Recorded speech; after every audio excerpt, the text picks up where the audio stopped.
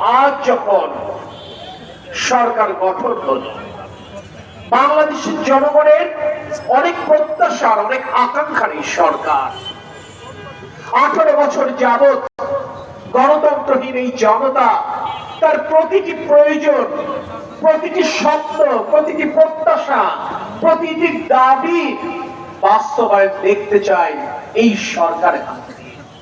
তাই তারা কেউ অপেক্ষা করতে রাজি নয়।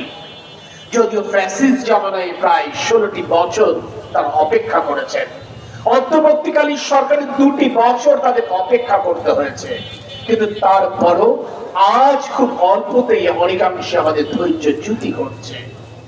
আমি এটাকে কোনোভাবেই সমালোচনার দৃষ্টিতে দেখতে চাই না, কারণ জনগণ অনেক প্রত্যাশা নিয়ে শহীদ রাষ্ট্রপতি জিয়াউর রহমান এবং দেশনেত্রী বেগম খালেদা জিয়ার যোগ্য উত্তরসূরি জনাব তারেক রহমানকে প্রধানমন্ত্রী চেয়ারটি উপহার দিয়েছেন।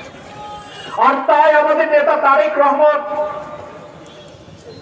প্রতিটি মুহূর্ত এই দেশ পুনর্গঠনে আত্মনিয়োগ করেছেন।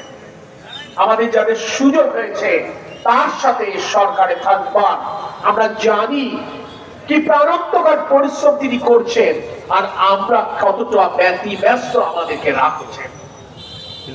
প্রিয় ভাই বোনেরা, এই ব্যস্ততা শুধুমাত্র আপনাদের মুখে হাসি ফোটাবার জন্য, এই ব্যস্ততা শুধুমাত্র বাংলাদেশের প্রতিটি ঘরে সুখের ছোঁয়া লাগাবার জন্য।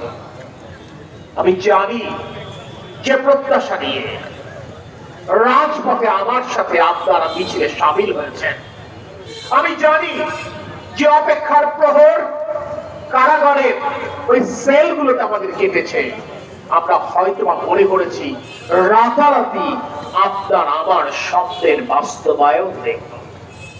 প্রিয় সাথী ও ভাইরা, ভুলে গেলে চলবে না, দেশ বড়, রাজনীতি করতে এসেছি বাংলাদেশের জনগণের ভাগ্য পরিবর্তনের নিমিত্তে, নিজের ভাগ্য পরিবর্তনের আশায় আমরা কেউ রাজনীতি করতে আসি।